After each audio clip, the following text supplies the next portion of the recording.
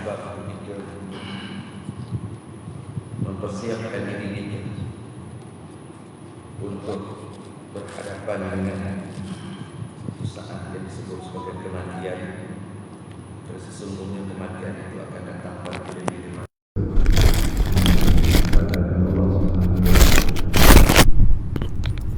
Mati tidak kira masa dan ketika. Umpama minggu lepas kami dalam perjalanan menuju ke satu tempat yang mana Allah jemput dua orang dalam masa yang tak sampai beberapa ketika saja. Dalam perjalanan pulang daripada Istanbul, tiba-tiba berlaku salah seorang daripada peserta daripada penumpang pesawat tersebut tiba-tiba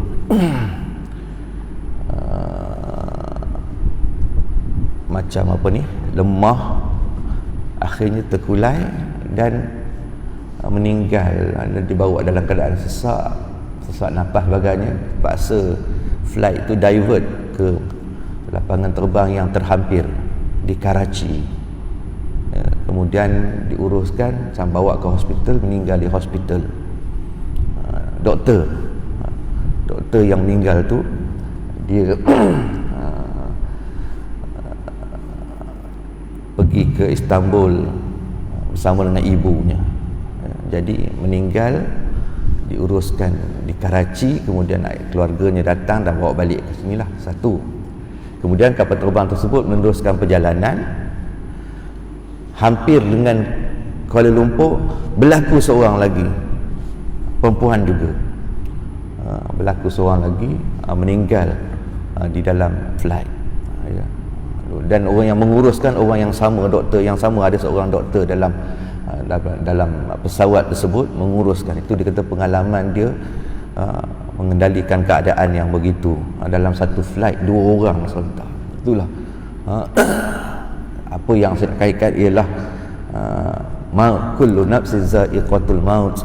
Kematian itu boleh berlaku pada bila-bila masa, tak kira siapa kita. Dan itulah iman kita kepada Allah Subhanahu Wa Taala, bahawa kita kena mempersiapkan akan diri kita dengan bekalan. Sudah tentulah bekalan yang perlu diisi, yang perlu dia persiapkan tidak lain dan tidak bukan ialah bekalan bertakwa kepada Allah Subhanahu Wa Taala. Wa tazawwadu fa inna khairaz zadi taqwa. Carilah bekalan, sebaik-baik bekalan itu ialah bertakwa kepada Allah Subhanahu Wa Taala, dengan melaksanakan apa yang diperintah oleh Allah Subhanahu Wa Taala dan meninggalkan segala yang dilarang oleh Allah Subhanahu Wa Taala.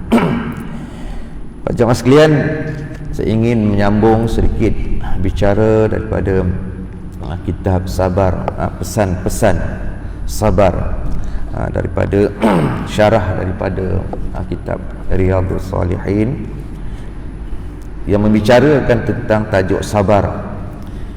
Dan di dalam sepotong hadis yang ada di dalam kitab ini, sebagaimana yang dinyatakan sini, wa an Abi Hurairah radhiyallahu anhu qala Rasulullah sallallahu alaihi wasallam ma yazalul bala'u bil mu'min wal mu'minati fi nafsihi wa waladihi wa malihi hatta yalqallaha wa ma alaihi khati'ah. Hadis riwayat Tirmizi. Daripada Abu Hurairah radhiyallahu anhu katanya bahawa Rasulullah sallallahu alaihi wasallam bersabda, senantiasalah ujian itu menimpa seseorang yang beriman, baik kepada dirinya, anaknya mahupun hartanya, sehingga dia bertemu, yakni menghadap Allah Subhanahu Wa Taala dalam keadaan dirinya tidak membawa dosa apa-apa pun. Hadis riwayat Tirmizi dan Ahmad. Hadis ini menceritakan bahawa seseorang yang beriman itu akan senantiasa diuji oleh Allah Subhanahu wa taala. Setiap orang yang beriman itu akan senantiasa diuji oleh Allah Subhanahu wa taala. Bentuk ujiannya sama ada yang ada pada dirinya juga adalah ujian daripada Allah Subhanahu wa taala, atau anak juga merupakan ujian daripada Allah, atau mahupun harta pun juga merupakan ujian daripada Allah Subhanahu wa taala. Maka pelbagai bentuk ujian yang diberikan oleh Allah Subhanahu wa taala kepada hamba-Nya ini akan menerima pelbagai bentuk ujian. Dan di antara yang dinyatakan di dalam hadis ini ialah ujian terhadap dirinya sendiri, ujian terhadap anaknya dan juga hartanya. Ini yang dinyatakan oleh Nabi sallallahu alaihi wasallam. Pertama, ujian terhadap dirinya sendiri. Ujian terhadap segala nikmat yang ada pada dirinya. Yang pertama, ujian terhadap nikmat yang ada pada dirinya. Apa dia nikmat yang ada pada dirinya? Iaitu matanya, telinganya, mulutnya, tangannya, kemaluannya dan juga perutnya.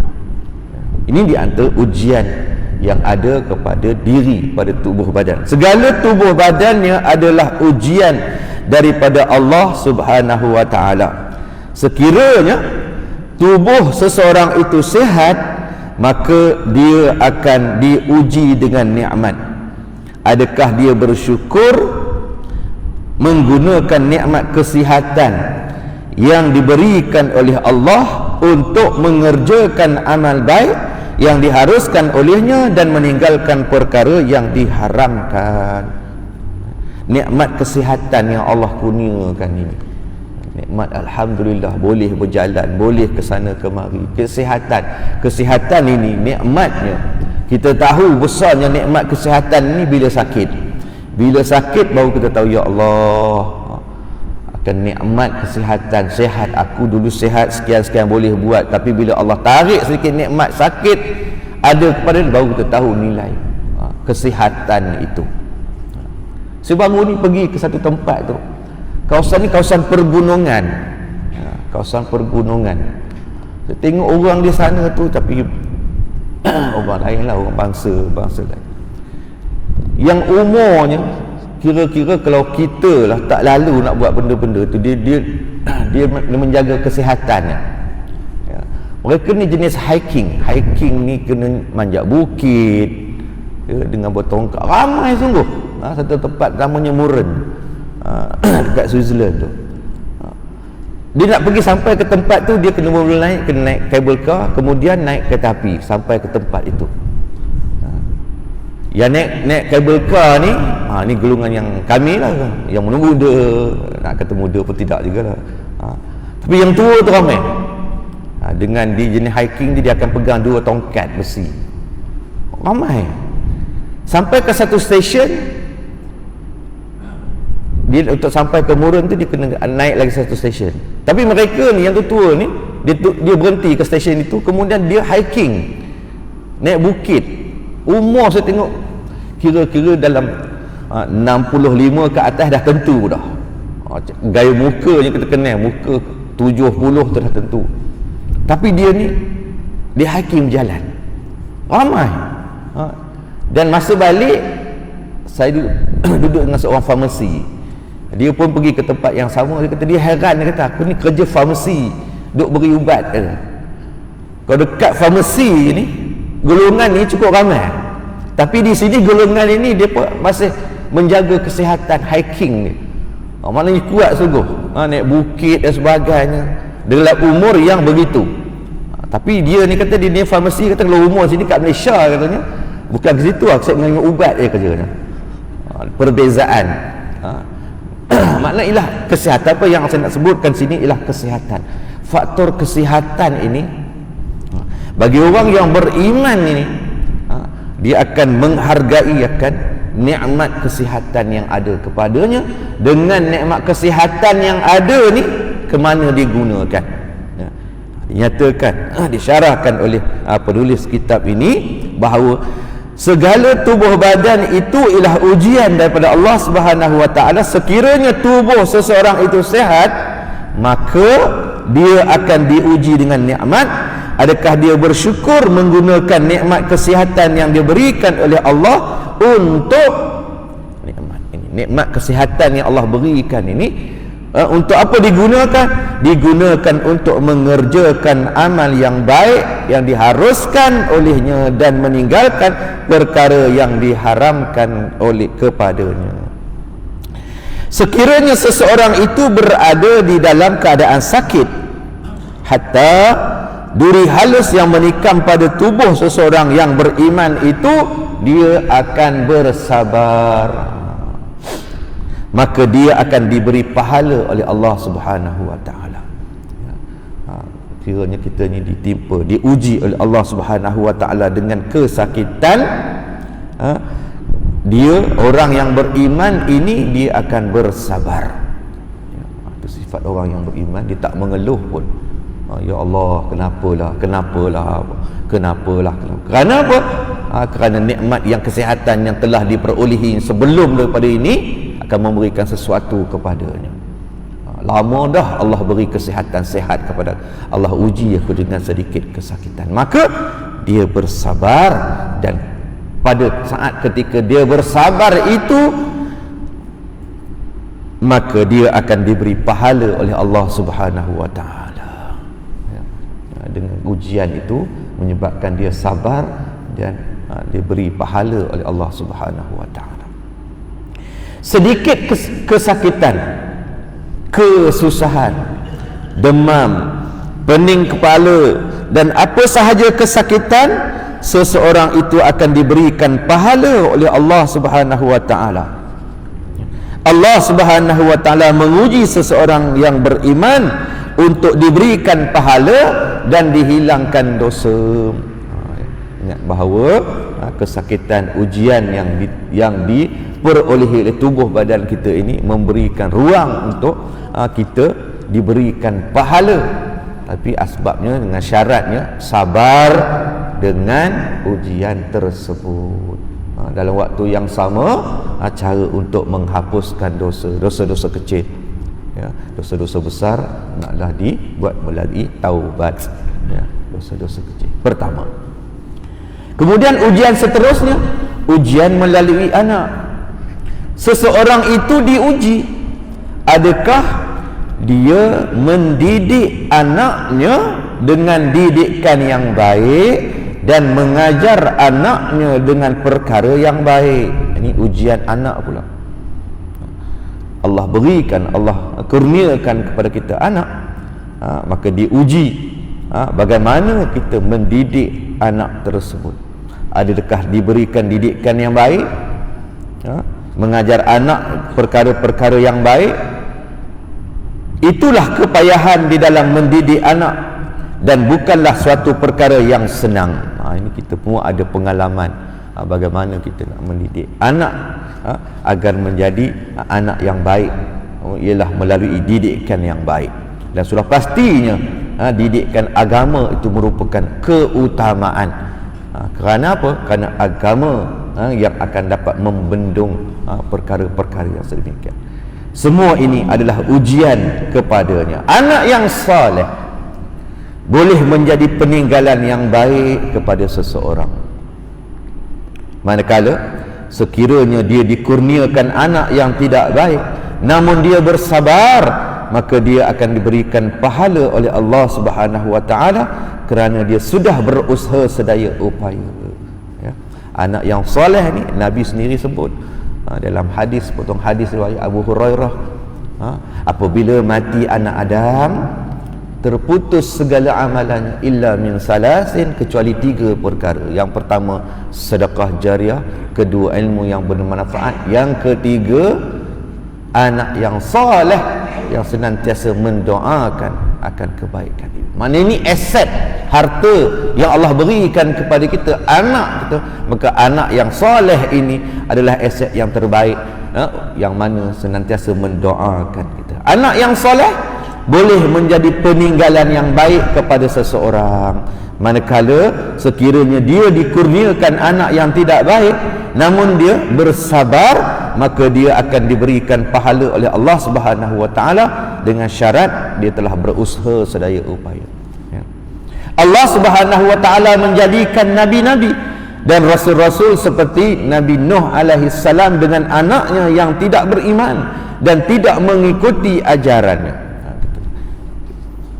Bagaimana yang kita ikuti apa yang berlaku kepada Nabi Nuh alaihi salam, anaknya tidak mengikut ajarannya. Kepayahan yang dialami oleh Nabi Nuh alaihi salam bukan kadang-kadang orang kata Nabi pun macam tu, tapi ada alasan. Kepayahan yang dialami oleh Nabi Nuh alaihi salam itu bukan bermakna baginda alaihi salam gagal di dalam mendidik anak, akan tetapi anaknya berjaya dirasuki oleh syaitan. Itulah lumrah apabila ada yang beriman dan yang tidak beriman. Itu adalah ujian daripada Allah Subhanahu wa taala. Ujian yang diterima oleh Nabi Nuh alaihi salam ialah anak. Untuk apa? Untuk ibrah, pengajaran buat kita insya-Allah. Kedua. Yang ketiga ialah ujian melalui harta. Pertama tadi tubuh badan, kesihatan diri sendiri. Yang kedua ujian melalui anak.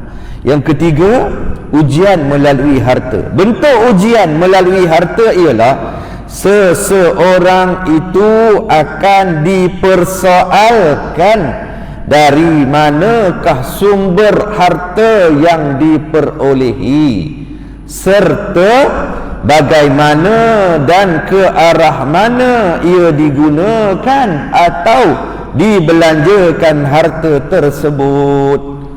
Ujiannya, ujian harta ni yang pertama ialah akan dipersoalkan daripada mana sumber harta tersebut diperolehi. Bukan setakat diperolehi, kemudian ke mana pula digunakan ataupun dibelanjakan. Kadang harta yang diperolehi itu dari sumber yang betul, yang elok, halal, tetapi dibelanjakan ke arah yang tak betul pula. Ada pula daripada sumber yang tak betul, tetapi dibelanjakan kepada semua yang betul, tak jadi juga. Dia naklah daripada sumber yang betul, sumber yang halal, dan dibelanjakan pula ke tempat yang betul, ke tempat yang halal. Akan dipersoalkan, ya. Sememangnya mengambil harta secara haram sangatlah senang, tetapi akan mendatangkan musibah dan penyakit kepada diri sendiri. Apabila ingin mengambil harta yang halal, timbul pula pelbagai ujian. Harta yang sumber yang haram itu pun senang, kadang-kadang senang kita tengok apa yang berlaku pada hari ini, nampak senang. Rasuah, salah guna kuasa, senang, tetapi ia mendatangkan musibah di kemudian hari. Ya, masa itu mungkinlah boleh dapat puluhan juta, bilion dan sebagainya, tapi kemudian hari akan menimpa musibah kepada si pelaku. Dan apabila ingin mengambil harta yang halal, timbul pula pelbagai ujian. Yang halal ni pun ada pelbagai ujian daripada harta tersebut. Walaupun begitu, mengambil harta yang tidak halal juga tetap ada ujian, tetapi lebih membawa kepada bencana. Contohnya, pencuri pun sebenarnya bukannya mudah. Untuk mencuri kerana perlu berjaga. Nak buat benda yang begitu pun, nak mencuri pun tak ada orang mencuri secara jelas, itu pun tersorok-sorok. Tengok cari masa orang pergi masuk dalam masjid, dia mencari mana kereta yang tak berkunci, mana kereta yang tak berkunci boleh. Maknanya dia pun bukan secara jelas nak buat benda yang begitu pun payah juga. Nak merompak ke kena ada cara dan sebagainya. Bukan senang, bukan saja-saja pergi ke bank tu terus rompak gitu dah.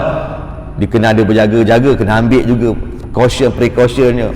Waktu macam mana, waktu baru mula buka ke apa sebagainya. Maknanya buat benda yang haram ni pun payah juga. Bukan menyatakan senang. Namun benda yang halal pula dia ada ujian dia pula. Ada juga ujiannya. Pencuri pun sebenarnya bukan mudah untuk mencuri kerana perlu berjaga malam, menceroboh rumah orang serta menghadapi kesukaran, kesejukan dan juga bahaya. Maka orang yang mengerjakan perkara baik pun turut menghadapi kepayahan. Maka semua mereka diuji oleh Allah Subhanahu wa taala. Cumanya mereka yang berbuat perkara baik, mencari harta yang baik serta menghadapi segala kesusahan, kesejukan, kepenatan, lelah dan pelbagai mencari harta yang halal akan diberi pahala oleh Allah Subhanahu wa taala. Berlelah, bersusah payah untuk mencari harta yang baik, maka ganjaran ialah pahala daripada Allah Subhanahu wa taala. Manakala bagi mereka yang mencari harta yang haram pula akan mendapat dosa. Setiap perbuatan yang dilakukan merupakan dosa. Itu beza. Nak cari cara yang baik, Allah berikan pahala. Buat benda yang tak baik, Allah beri ada juga ganjarannya. Apa dia ganjarannya? Dosa kepada Allah Subhanahu wa taala. Manusia yang berjaya di dalam ujiannya akan menghadap Allah Subhanahu wa taala pada hari kiamat kelak dalam keadaan tanpa dosa. Inilah yang kita harapkan. Menghadap Allah Subhanahu wa taala tanpa dosa kepada Allah Subhanahu wa taala. Maka dihilangkan dosa dengan asbab ujian yang menimpa dirinya, anaknya dan juga hartanya. Setiap yang terjadi itu semua akan diberikan pahala dan dihilangkan dosa. Inilah yang mudahan yang kita lakukan. Maka pengajaran daripada hadis ini ialah yang pertama, orang yang beriman akan senantiasa diuji oleh Allah Subhanahu wa taala sama ada menerusi dirinya sendiri, keluarga maupun harta. Kedua, perkara yang disebut oleh Rasulullah sallallahu alaihi wasallam merupakan khabar gembira kepada orang-orang yang beriman. Hadis ini menyatakan khabar gembira kepada orang yang beriman. Bagi orang yang beriman, ini khabar gembira. Basyiran wa nadhira. Sifat pengajaran itu basyiran, benda yang khabar gembira, wa nadhira, sesuatu peringatan buat kita. Ayat-ayat Allah Subhanahu wa taala dalam Al-Quran ini menceritakan tentang basyiran, benda-benda gembira.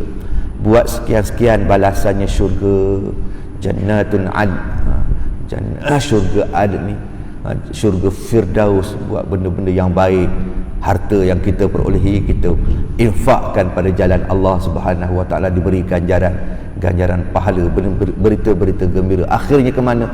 Akan dimasukkan ke dalam syurga firdaus, syurga yang penuh dengan nikmat. Ini khabar gembira. Basyirah wa nadhira, peringatan. Buat perkara-perkara begini, melakukan perkara-perkara yang boleh mencampakkan diri kita ke dalam neraka Allah Subhanahu wa taala. Na'udzubillahi min zalik. Kita minta lindung dicampakkan ke neraka Allah Subhanahu wa taala. Sebab apa? Sebab perbuatan yang tidak baik ini tadi. Perbuatan yang baik ganjarannya nikmat syurga Allah, tapi perkara yang tidak baik yang dilakukan akan dicampakkan ke dalam syurga, ke dalam neraka Allah. Na'udzubillahi min zalik. Ini perkara yang disebut oleh Rasulullah sallallahu alaihi wasallam merupakan khabar gembira bagi orang yang beriman yang senantiasa menghadapi ujian dan juga musibah. Allah Subhanahu wa taala menguji seseorang yang beriman untuk diberikan pahala dan dihilangkan dosa sekiranya seseorang itu diuji dan bersabar dan redha dengan ujian daripada Allah Subhanahu wa taala ini. Ganjarannya, rahman Allah Subhanahu wa taala kepada hambanya yang beriman dengan menghapuskan dosa mereka ketika masih lagi hidup di dunia dan kembali kepadanya dalam keadaan tanpa dosa kepada Allah Subhanahu wa taala. Allah beri nikmat ini di dunia pun Allah beri. Di antaranya ketenangan, keselesaan dan sebagainya. Ketenangan itu satu benda yang cukup berharga. Nak mencari ketenangan ini cukup berharga. Ala bi zikrillahi tatma'innul qulub. Dengan mengingati Allah, hati akan menjadi tenang. Ini hari ini penyakit yang menimpa umat, menimpa manusia hari ini ialah tidak ada ketenangan dan sebagainya. Macam-macam mental disorder dan sebagainya. Ini benda-benda yang sedang dihadapi oleh manusia hari ini.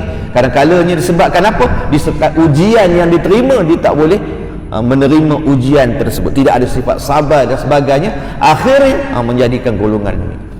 Di antara sekarang ini penyakit yang sedang meningkat, kes-kes yang sedang meningkat hari ini ialah ini masalah dipanggil apa? Penyakit mental.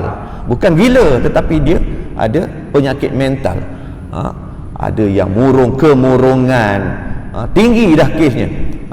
Kami saya bermesyuarat hampir setiap bulan di hospital psikiatri itu. Ada je tiap bulan ada je peningkatan, tak pernah kosong. Tak pernah kosong. Ada yang satu kes baru-baru ni kami diminta nasihat sama ada nak diteruskan ataupun tidak pesakit ini. Sebab apa? Dah 6 bulan dah di pusat psikiatri itu. 6 bulan dah tak keluar-keluar lagi. Dia minta nasihat kami, ahli lembaga pelawat ini, sama ada boleh, kerana yang boleh melepas keserpah 6 bulan ni lah hasil daripada nasihat dari lembaga. Kalau sekiranya lembaga kata sambung-sambunglah, tapi daripada interview yang kami buat, pesakit ini kena disambung. Kerana apa? Kerana dia menyatakan bahawa dia ada gangguan, ada bisikan. Setiap kali ada saja bisikan yang mengganggu dia, yang mengganggunya. Antaranya ialah dia kata bisikan, kamu pernah buat satu benda yang salah, cara kamu nak elak ni kamu mesti berpuasa, katanya. Berpuasa hari-hari. Dia tak makan, dia tak ambil ubat dan sebagainya. Kerana bisikan tu dia kata cara kamu nak tebus balik kesalahan kamu ni, dia sebut kamu kesalahan kamu ni pernah berzina, dia kata. Cara kamu nak tebus balik, kamu hendaklah berpuasa, bisikan. Tapi kena hari-hari, dia kata. Tetapi kamu tak boleh bunuh diri, dia kata. Itu salah. Itu bisikan tu. Ni jalan ringkasnya setengah orang dia ambil jalan ringkas, dia bunuh diri je, selesai masalah, kata dia lah. Tapi bisikan tu kata kalau kamu buat benda ni salah, kamu kena buat secaranya berpuasa. Itu dia murung, dia tak makan langsung, ubat dia tak ambil dan sebagainya. Akhirnya itulah. Tak, bila kami tanya masa seolah-olah dia sihat, tapi siapa yang menjaga dia, hatta hingga kan keluarga pun tak boleh nak terima lagi. Dia kata kalau balik kan dia ada ketikanya dia bertindak agresif. Bertindak agresif yang mana keluarga pun tak mampu nak ni. Akhirnya tu 6 bulan sambung lagi. Tak tahu bulan ini macam mana pula. Bagaimana pula keadaan. Muda lagi. Umur sekitar 40-an, perempuan. Dan berlatar belakang kan orang yang bukan berlatar belakang, dia ni accountant. Berlatar belakang kan orang yang berpendidikan, tetapi itulah keadaan. Ini keadaan-keadaan penyakit. Itu baru seorang yang begitu. Ramai lagi. Masa dekat periksa golongan lain pula. Dulu dekat SPM nama 4 orang yang nak ambil periksa SPM ni masuk dalam wad tersebut. Kerana apa? Kerana tekanan daripada keluarga dan sebagainya. Kita tengok apa yang berlaku ni, kebanyakan kalau yang muda-muda ni kesnya ialah kes rumah tangga. Apa yang berlaku pada rumah tangga yang menyebabkan mereka ni berlaku depression, ketekanan dan sebagainya. Jadi inilah mudahan kita ini ada ujian yang akan menimpa diri kita. Sesungguhnya ujian ini sebenarnya adalah sesuatu yang memberikan kebaikan kepada kita sekiranya kita bersabar terhadap ujian yang Allah timpakan kepada kita. Mudah-mudahan sedikit peringatan, kupasan yang dapat saya berikan pada pagi ini memberikan sesuatu yang sangat berharga buat kita di dalam kita berhadapan dengan kehidupan kita yang cukup mencabar ini. Mudah-mudahan segala bentuk cabaran yang kita hadapi ini insya-Allah dengan penuh kesabaran kerana Allah Subhanahu wa taala, mudah Allah memberikan sesuatu yang terbaik buat kita insya-Allah. Wallahu a'lam. Akhir dengan tasbih kafarah dan suratul asr. Subhanakallahumma wa bihamdika asyhadu an la ilaha illa anta astaghfiruka wal 'asri innal insana lafi illa alladhina amanu wa 'amilus solihati wa tawassaw bil haqqi wa tawasaw. Assalamualaikum warahmatullahi wabarakatuh.